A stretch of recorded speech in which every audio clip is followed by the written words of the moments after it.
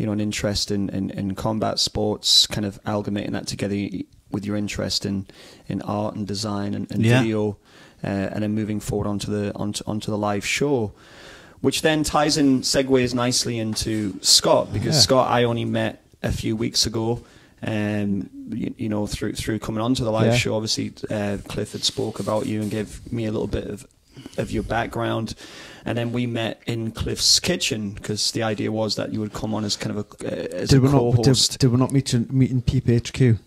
In Peep HQ, yeah, essentially, yeah, in the 18th floor of our building, Peep Towers, Peep Towers, which you've seen a little bit when we interviewed Lewis Ritson. That when we were outside, that was actually the Baltic. That was the penthouse suite of penthouse office. Is it not something like that? Yeah, I mean, there's a view of it then. So we met. So then, just briefly, then, just to give us a kind of a brief overview of your history, Scott. Yeah, sure. If you just tell us a little bit about yourself. Yeah. Before I did Kinky Blue, I actually did a small little listings guide. It was half the size of that, but it was a bit thicker. Called Lineup, which I started with a good friend of mine called Sean. There was someone else involved for a little while, but they left quite sharp. So me and Sean ran that for quite a while. It was quite successful, but you just get a bit bored, and also as well, at the time the nightclub promoters Nice, who actually advertised in Lineup quite a bit, they wanted to move the magazine forward and make it and invest and make it a lifestyle magazine, but also at the same time they were looking at trying to get a radio license, which I think went to Kiss in the end, Kiss FM, but they were concentrating on that. They didn't have the time or resources to put into both the magazine and trying to get the radio license. So after a lot of work and meetings, etc., I kind of put my own team together, which included the designer Ben Elliott Scott. I had Julie Nozier on the sales, and Ben Walker was helping me with the writing. So I had that team, and we just kind of did it, sold some magazine, a sales space, and just put it out. And first issue seemed to similar to Peep, really. It took the city by storm was a bit of an exaggeration, but everyone loved it, getting massive positive feedback. So we did that, but obviously it was the best magazine in the Northeast, definitely. Oh, thanks, Cliff. It was. It's my phone. So we did 5 issues, and it was just getting harder and harder to fill the space through advertising, because it was quite expensive to produce back then. It was the print was a lot more. I'll start that bit again. James distracted us. I was picking up before. Yeah, I do appreciate that consideration.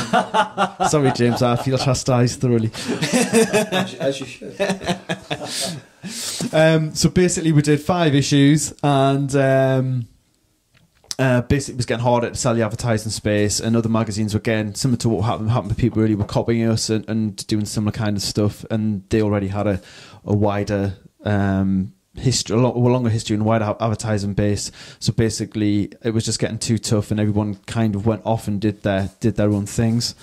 I ended up doing a little bit of club PR for a few months, which wasn't the world's best experience, but it was an experience. And then after that, I went to uni and did a communications degree. Then after that I did an MA in visual culture, and then I was doing arts and cultural project management, and that's when me and Cliff started Peep, really. I think Tyneside Coffee Rooms was our first meeting point.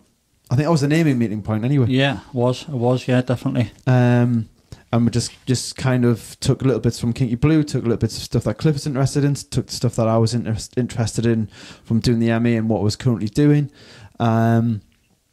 So that was that. And then when Cliff came back from the cruise ships, I remember him coming, wanting to have a meeting. We met a few times when he came back, but I remember having that meeting and saying he wanted to move people in a different direction, and you were quite worried, if I remember correctly at the time, that I was going to throw a hissy fit or something.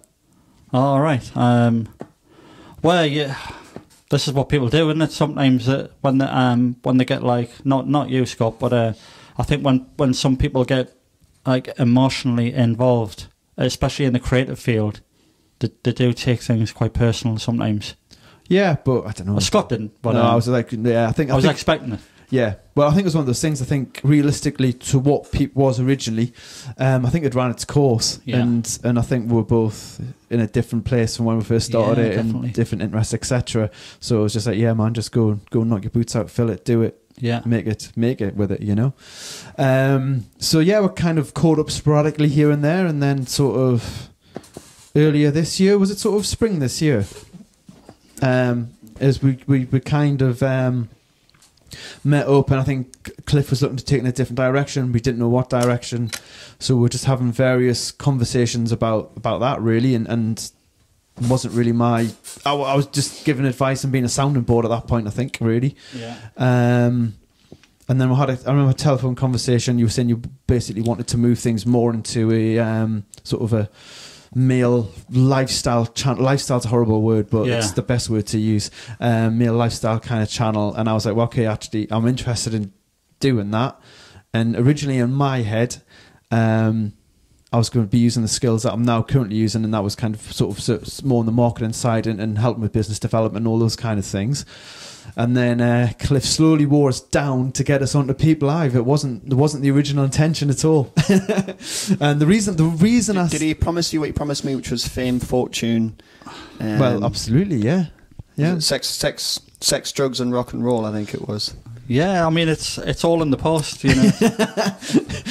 It's just. Have you seen the film The Great White Hype? Yeah. Have you seen The Great White Hype? What was it going to take to get you back on? Was he going to sex, drugs, women? No, power. He goes, you're fired. He goes, okay, sex, drugs, women. No, none of that was promised actually. Yeah. But the reason I did it is because it's like, you know, actually watching the live shows and seeing that, seeing how natural James is behind the camera. Not that I could emulate James. It was something that takes me out of my comfort zone and stretch, like similar to why you want to do the live show, Cliff, and just stretches yourself. It's kind of being in front of the camera isn't a natural place in my head for me to be. Yeah. But it's kind of me developing myself as a human and that's why I said yeah. Just to pick up that again, not to, we're not here to boost each other's egos, but the camera work that you did, I mean, I thought it was very natural, very good. Thank you, James. And I think as well when I first met you, I had a good, because Cliff kind of joked like boom, as if like I don't know, mountains would part and birds would fly into the air and things, and the idea that we'd kind of obviously we'd have to have a rapport, because if we didn't, it would be a hard slog, Mm-hmm. But no, I found you very engaging and kind of very devoid of ego as well, which I would find it. I couldn't work with somebody who had a big ego or was very kind of like. Very kind of like, what would the word be? Diva-ish?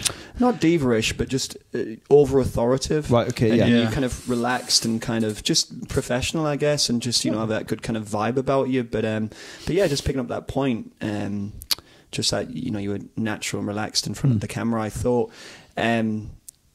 So I'll continue with that, because I wanted to ask you a question about the Kinky Blue, but I'd let you finish your kind of your timeline up to now, and then I want to ask you a question after that. I think that's kind of where we are now. Yeah. So that's where we are. So we've gone around the table and we've introduced ourselves and spoke a little bit about our background. So I think now what we're going to do is just talk just a little while, I imagine about Peep and about where we see, where we are now and where we're projecting with it, and where we want to go with it.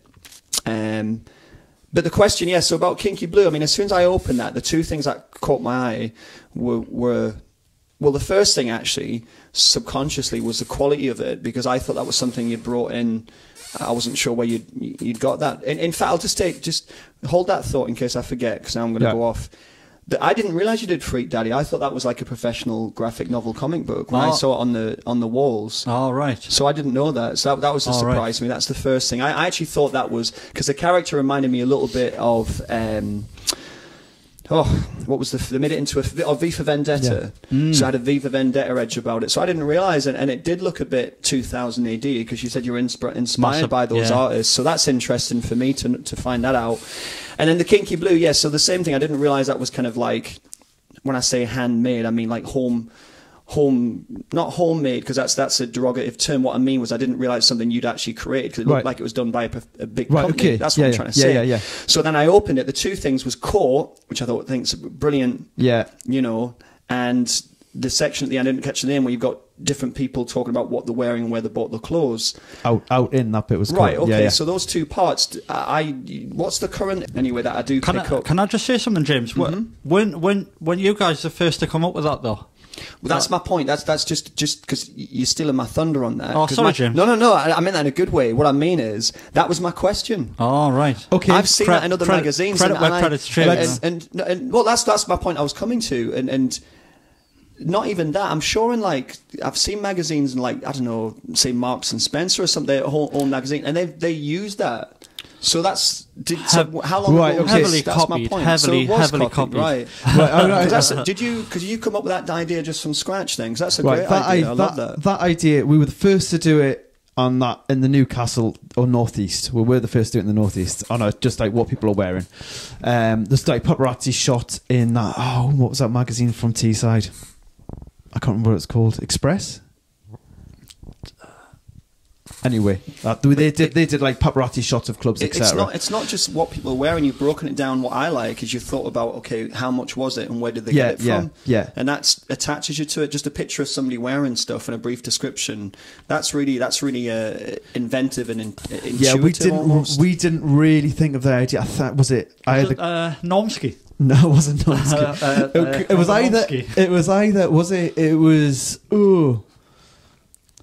I think it was from ID. It was ID or Sleaze Nation or something, like one of the magazines that I was influenced by. Right. So they were doing it, but no one was doing it on a local level. So we kind of took the idea from a national mag, but then it is out everywhere now. Yeah. The court's interesting. So what's the date roughly? Is this 99, 98? So this was roughly before mobile phone. Well, before mobile phone cameras. Yeah, it was. Yeah. So this is the kind of stuff that people expect to see. That it was kind of revolutionary in a sense that you don't pre-YouTube as well. Yeah, so that means you're taking cameras into nightclubs, then, doesn't it? You don't do it on your phone. So that's right. Yeah. That's interesting. Yeah. So, but yeah, I mean, I think that was a lot of those kind of paparazzi shots, those club shots there was definitely another magazine from the Northeast doing that, and it just I think a lot of like where sort of certainly Ben and Julie were involved, they were kind of within that scene, and it just seemed a natural progression from that, really.